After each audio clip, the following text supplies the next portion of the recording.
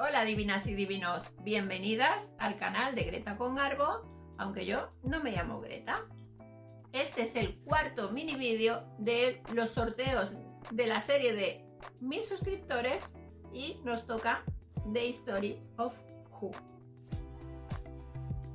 Esta preciosidad se compone de 6 elementos, una espuma limpiadora, un tónico, una emulsión, una esencia, un contorno de ojos y una crema hidratante.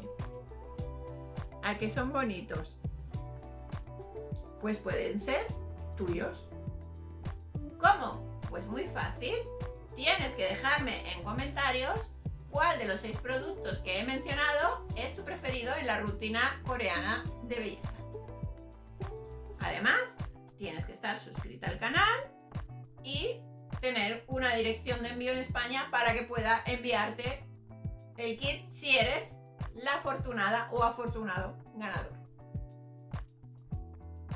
Y si no tenéis la suerte de que os toque o estáis interesados en autorregalároslo o regalárselo a alguien a quien queréis mucho, pues os dejo el link en la cajita de información para que no tengáis que andar buscándolo por eBay, porque no es tan fácil encontrarlo. Y así me despido por hoy. Nos vemos en el próximo vídeo. Como so, y adiós.